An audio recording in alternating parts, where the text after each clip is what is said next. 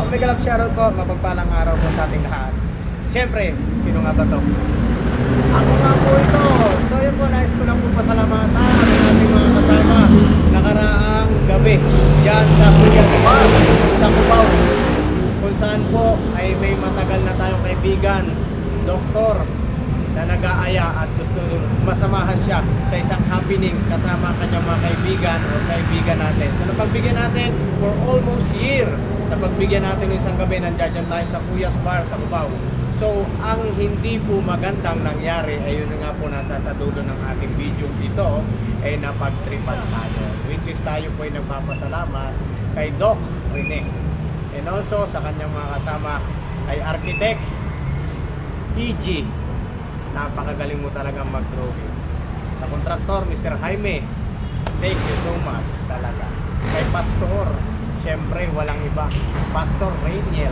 At sa kanilang kasama ay not mentioning the perfect name kasi hindi ko siya masyadong kilala, Mr. Briggs, thank you so much sir. Sino pa yung isang kasama doon, medyo hindi ko masyadong kilala, and other tables na tumitili at tumititig sa atin habang tayo ay kumakanta doon, no? So maraming salamat po sa inyong lahat. Hindi po kayo makakilala. Thank you so much po. Kahit pa paano, sa konting oras po, nabigyan ko po kayo ng kasiyahan. Nice. Sa aking kakulitan. So maraming salamat po. Hopefully next time makabalik po ako. Nung nakaraan po doon sa Elite, kabilang barko. Po tayo, no? Alam mo, napakagaling kumanta. Tayo naman po ay marunong kumanta. Yun nga lang po ay di pangit. No? No, so siya na po medyo maingay sa labas kasi yung mga motor. So gusto ko na rin talaga mag-upgrade ng motor. Kulay red sana, pero I'm not mentioning the brand of motorbike or names. Basta ayoko ng red, siguro mas maganda pink na lang. Pwede no, pink na lang, pink, no?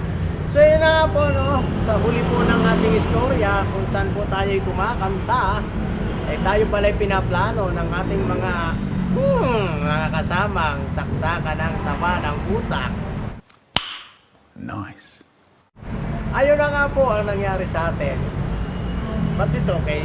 It's a part of enjoyment. So I'm happy sa nangyari kasi tuwan-tuwa po sila. So sanay naman po tayo sa mga ganyan, no?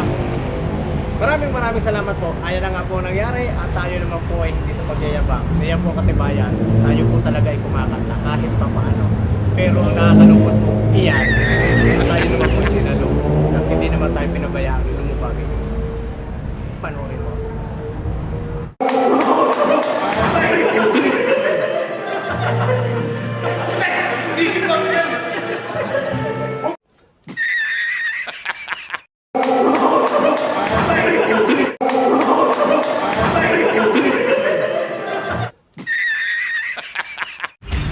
Mga paps, paalala, maging kalmado, pasensyoso, at huwag mainit ang ulo sa kalsada para iwas gulo, disgrasya. Maging mabait sa kasama at kapwa motorista. Bye-bye!